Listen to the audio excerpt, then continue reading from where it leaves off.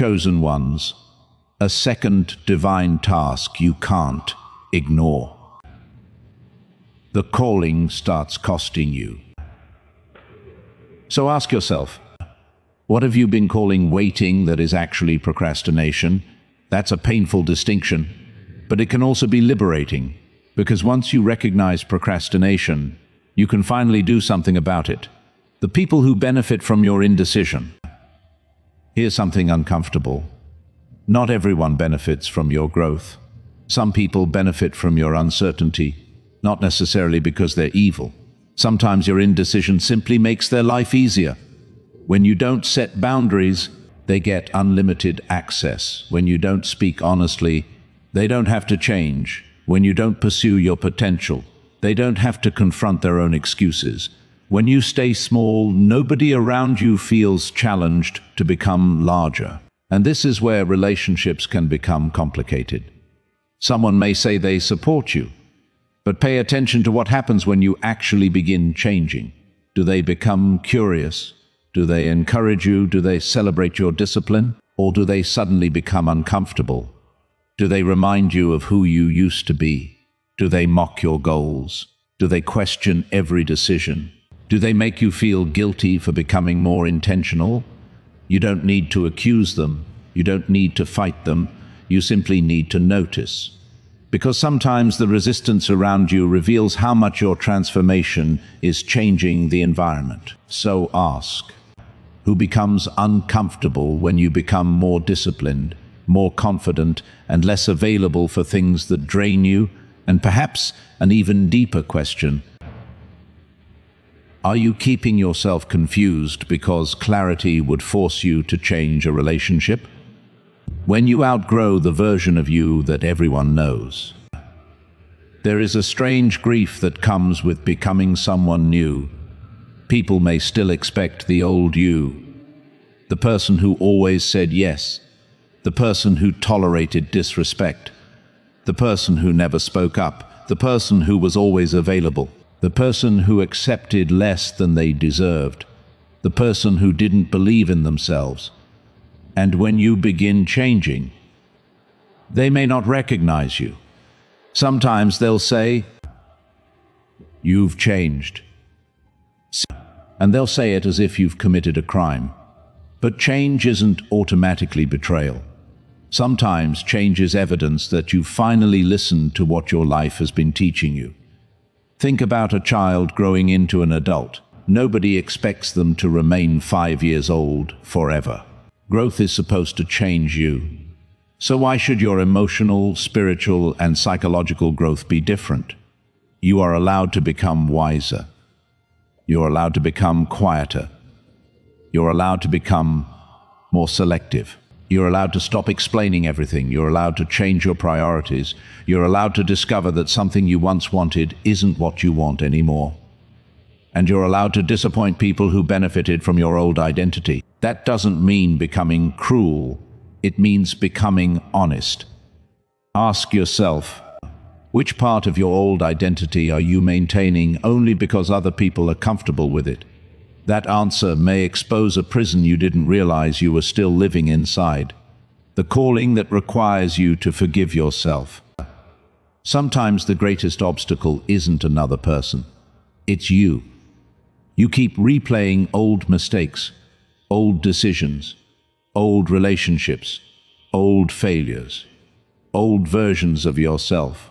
You think, if only I had known then what I know now. But you didn't. That's the truth. You were making decisions with the understanding you had at that time. Maybe you made mistakes. Maybe you trusted the wrong people. Maybe you wasted years. Maybe you ignored opportunities. Maybe you hurt someone. Maybe you hurt yourself. You cannot rewrite any of it. But you can decide what those experiences mean from this point forward. Guilt says, "You ruined everything." Growth says, "You learned something." Shame says, This is who you are. Healing says, this is something you experienced. Those are completely different messages. If God can redeem broken chapters, why are you insisting that your past gets the final word? Maybe your assignment isn't waiting for a perfect version of you. Maybe it begins when you stop wasting today's energy punishing yesterday's version of yourself. So ask, what mistake are you still using as evidence that you don't deserve a better future? And what if that evidence is outdated, when your gift makes you feel different? Some people spend years feeling strange because they naturally notice things others don't.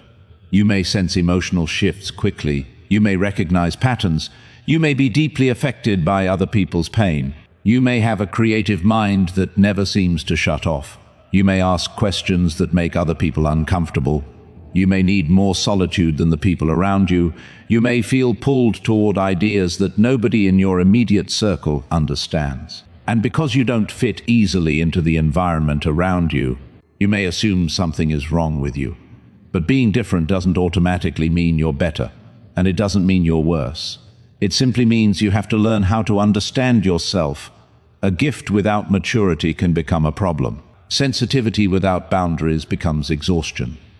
Creativity without discipline becomes unfinished ideas. Intuition without wisdom can become impulsiveness. Ambition without character becomes ego. That's why your task isn't simply to discover what makes you different. It's to learn how to use that difference responsibly. Ask yourself, what quality about yourself have you spent years trying to suppress because you never learned how to use it in a healthy way? Maybe that quality doesn't need to disappear. Maybe it needs direction, the season where God removes distractions. Sometimes life becomes quieter before it becomes clearer. People leave, plans collapse, certain invitations stop arriving. Some relationships become distant, things you thought would last suddenly don't. At first, you may interpret this as punishment. But sometimes subtraction creates space.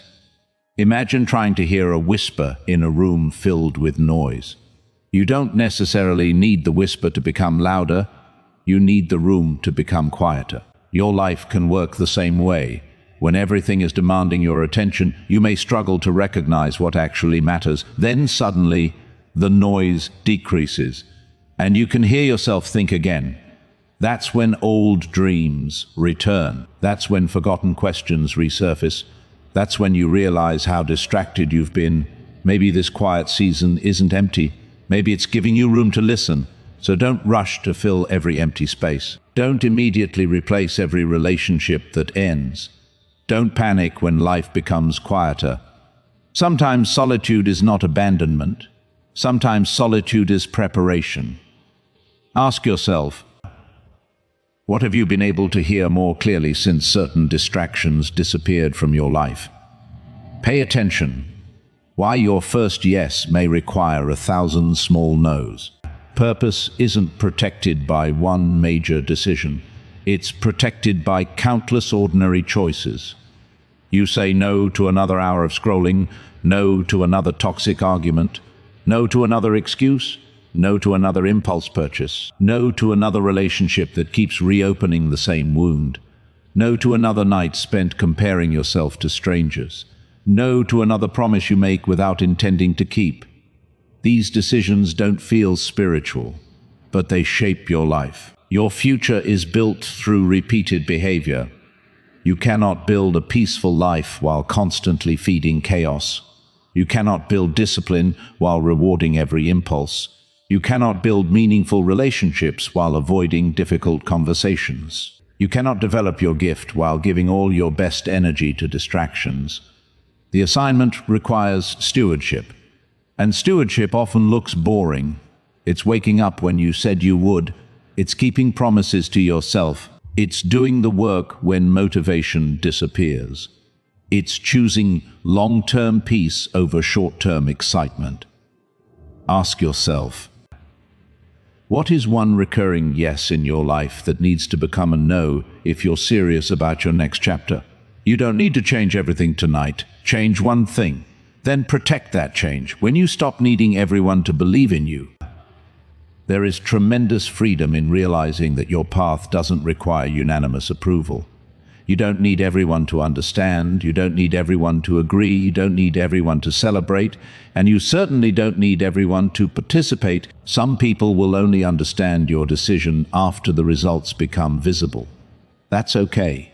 You don't have to drag them into the future with you. Sometimes people need to see the fruit before they believe in the seed. But don't make the mistake of trying to prove yourself to them. That's another trap. You begin building your life around showing certain people that they were wrong, and suddenly they're still controlling you, even though they're no longer in your life. Your motivation is still centered on them. Real freedom sounds different. It says, I don't need to prove anything. I need to become who I'm called to become. That's a much stronger position. Ask yourself, if the people who doubted you never changed their opinion, would you still pursue the life you believe you're meant to live? If yes, you're becoming free. The moment your purpose becomes a commitment, there comes a point where you stop saying, I hope I do this, and start saying, I am going to do this. That's the difference between desire and commitment. Desire depends on mood, commitment depends on decision. You can desire to become healthier and still order the same food every night. You can desire financial freedom and still spend impulsively. You can desire peace and still participate in every argument.